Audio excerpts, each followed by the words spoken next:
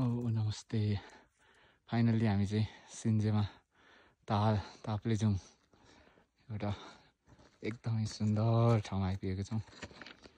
एउटा लामो यात्रा पश्चात हिउँको बाटो चाहिँ छिचोलेर अराउन्ड 4700 मिटर जस्तो लाग्छ।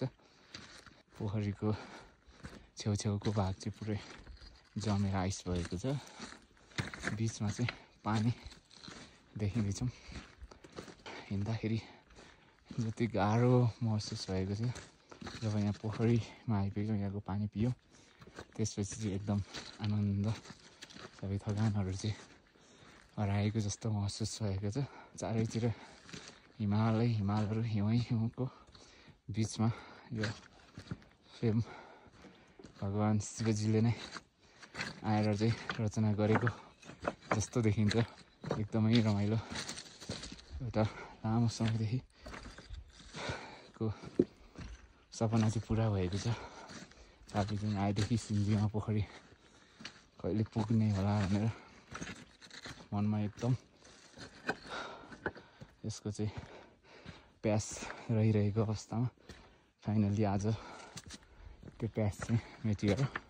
साथी सुमन र म दुईजना प्लस हामीसँग चाहिँ एकजना हामीलाई सहयोग गर्ने दाइ आउनु भएको छ।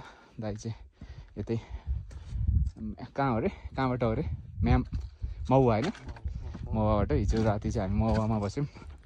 महुवाबाट चाहिँ आज बिहान लगभग 9 बजेतिर हिँडेको थियौँ। यहाँनिर 1 बजेतिर पोखरीमा आइपुग्यौँ।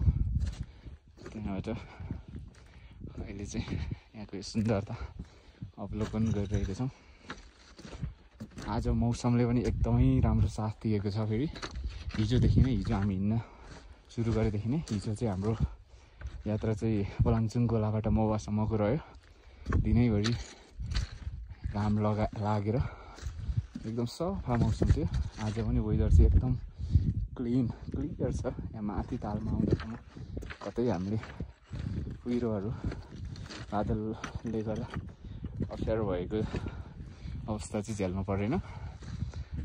हामी हिँडेको समयदेखि अहिले यहाँ पोखरीमा आइपुग्दासम्म यति उचाइमा, यति एल्टिट्युडमा आएर पनि बादलहरू कम माथि आकाशमा छन्। यहाँ क्लियर घामै लागिराखेको छ। अहिले पनि त्यति चिसो पनि फिल भएको छैन। पोखरीको बिच भागमा चाहिँ पानी देख्न सकिन्छ। दुईपट्टि साइडमा चाहिँ बरफहरू जमेको छ। बिचमा चाहिँ पानी नै कलकल बगिरहेको छ।